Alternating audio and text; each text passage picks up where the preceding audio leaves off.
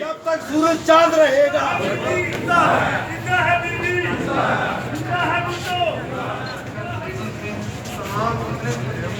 जाल ऐसे कैसे और जाल ऐसे कैसे?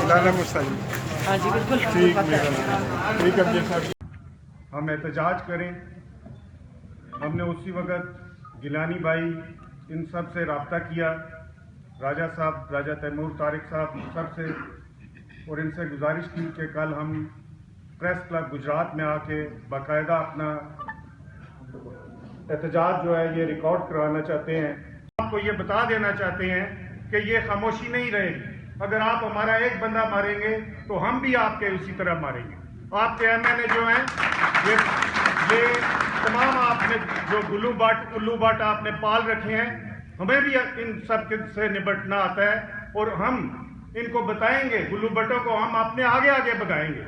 ये किसी खुशफहमी में ना रहे, नवाज शरीफ किसी खुशफहमी में ना रहे, शहबाज शरीफ किसी खुशफहमी में ना रहे, हमजा शहबाज, हम इनको इंशाअल्लाह ताला ये बता देंगे कि अगर आइंदा से हमारे किसी एक कारकुन के साथ भी कोई ज्यादती हुई तो हम इंशाअल्लाह ताला उस ज्यादती के बदले में इनके 4 बंदों के साथ उसी तरह की ज्यादती करेंगे। तौर पे अब ये काम नहीं चलेगा, या तो हमें भी उसी तरह प्रोटेक्शन प्रोवाइड करनी पड़ेगी जिस तरह, क्योंकि हम भी पाकिस्तान के शहरी हैं और हमारा भी उतना ही हक है जितना किसी और बंदे का हक है।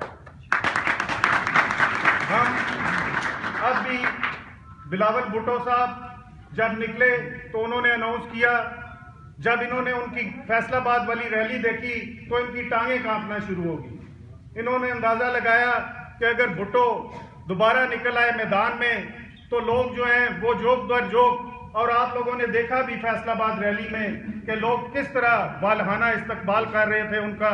शेखुपुरा में इस्तकबाल हुआ, कोट अब्दुल मालिक में इस्तकबाल हुआ, फैसलाबाद में इस्तकबाल हुआ।